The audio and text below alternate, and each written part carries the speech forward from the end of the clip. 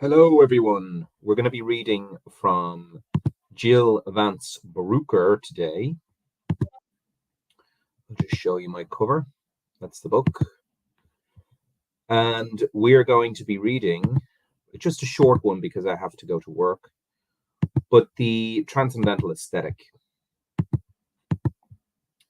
Kant will argue in the Transcendental Aesthetic that human subjects have two forms of intuition, space and time, which are the sources of synthetic a priori knowledge of mathematics and mechanics.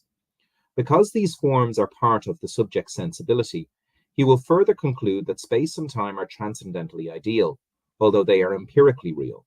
Thus, in the Transcendental Aesthetic, Kant makes an important step in establishing the unknowability of things in themselves. These conclusions are based on profound arguments concerning the nature of space and time cognition. Although Kant does not identify his targets, thinkers such as Descartes, Locke, Berkeley, Newton, and Leibniz held positions opposing theories of both the ontological status of space and time and our knowledge of them. The sensibility in the intellect. Kant says at A22b36, the Transcendental Aesthetic will examine the sensibility to determine whether it contributes a priori knowledge to experience. To accomplish this task, he must isolate the sensibility from the intellect, and then within sensibility separate a posteriori from a priori elements. Unfortunately, this leaves the impression that Kant's arguments are based on premises concerning the a priori data of sensibility, but his theory of judgment prevents him from proceeding in this manner. In the Transcendental Analytic, Kant will argue that all conscious representations, including sense perceptions, must have both sensible and intellectual aspects. He obscures this point in the aesthetic by speaking as though the sensibility alone could produce intuitions of objects. But if all conscious representations incorporate concepts, humans cannot have access to the raw data received by the senses. Kant says this later in the famous passage A51, quote, "Thoughts without content are empty. Intuition without concepts are blind." Following Lorne Falkenstein, I shall call this the blindness thesis.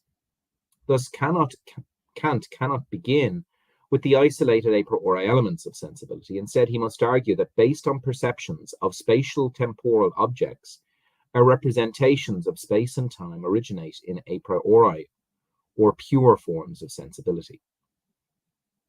It is Kant's conclusion, rather, that his premises that isolate the pure forms of intuition from other aspects of knowledge, because all perceptions have intellectual as well as a posteriori and a priori elements.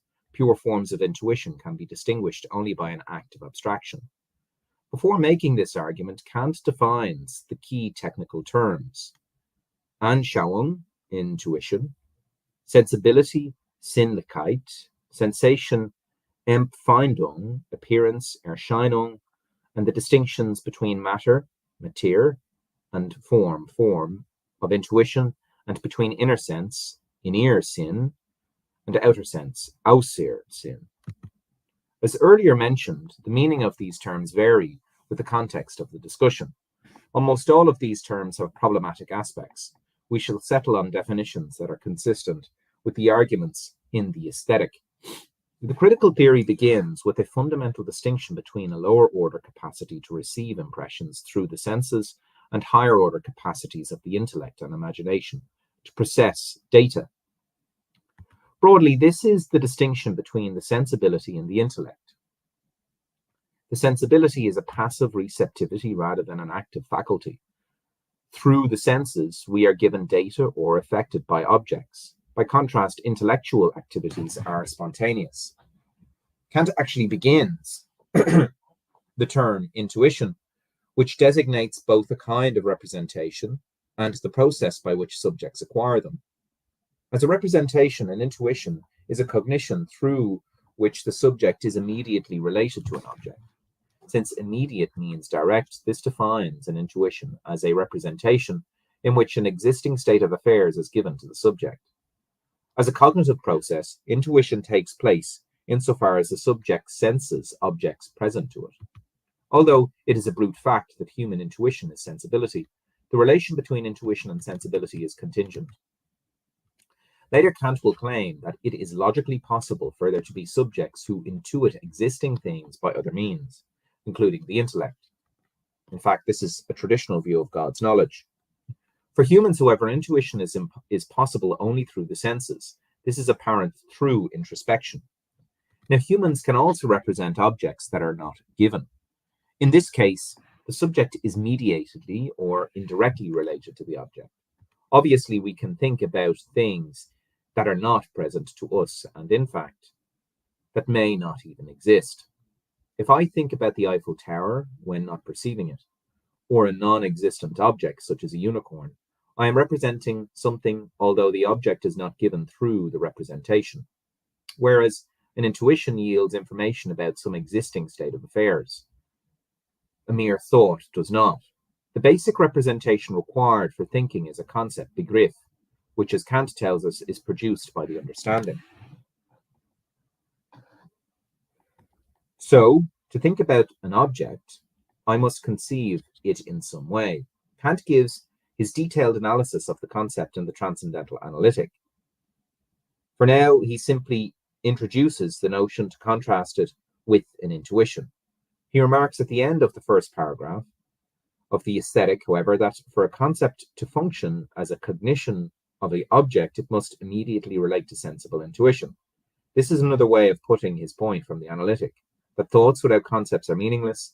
As we shall see, sensible intuition ultimately supplies the original content of all cognitive thought. Just give me one moment here. Getting a runny nose. Okay. Just have a cold today. At the last sentence in the first paragraph, Kant says that thought relates to intuition by certain marks, in addition to differing as immediate versus mediate representations of objects. Intuitions differ from concepts as representations of particulars, or singular representations differ from general representations. For example, the fourth argument on time at 832 B47 includes this premise that representation, however, which can only be given through a single object, is an intuition. For example, a perception of a cat is a singular representation, whereas the concept of a cat is composed of general features common to cats. Say having 4 legs and a tail, general representations are partial in the sense that they do not represent complete individuals, but only their properties.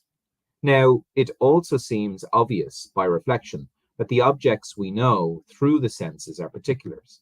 What we experience as existing are individual cats rather than catness in general. Of course, the particular cats we experience must have general feline features, but these are features of those particular cats.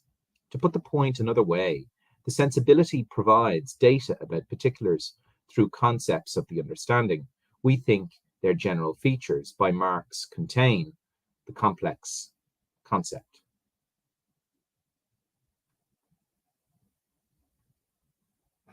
One question raised in the literature is which criterion of intuition, immediacy or singularity, is more basic. For several reasons, I take immediacy as essential and singularity as contingent in the critique. First, where Kant's primary concern is epistemology, he uses the immediacy criterion in his official definition of the term. Moreover, as I pointed out above, it is just a fact about human experience that the existing things we directly experience are particulars and not universals. Now, there is no logical impossibility in the idea that a subject might intuit the existence of universals. Plato, for example, thought that the soul directly apprehends the forms, universals such as justice, beauty, and triangularity. Descartes and Leibniz held variants of the view that humans are capable of intellectual intuition.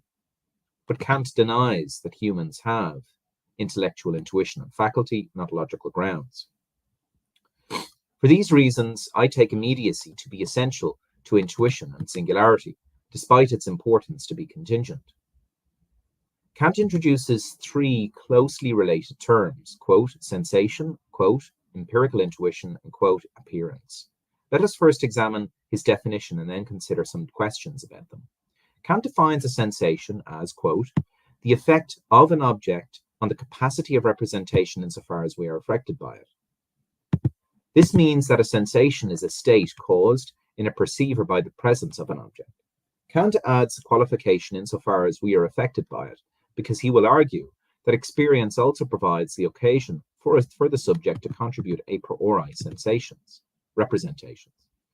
This definition implies, then, that sensation supplies the a posteriori data of sensibility.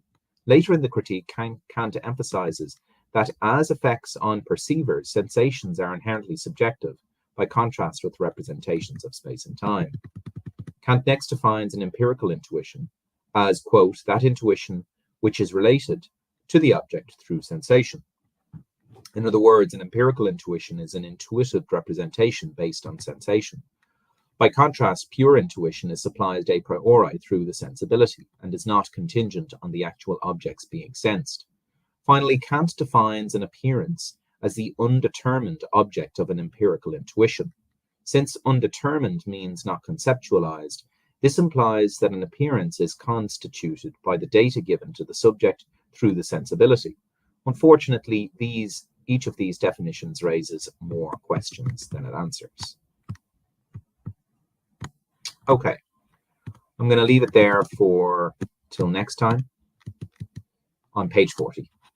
Take it easy.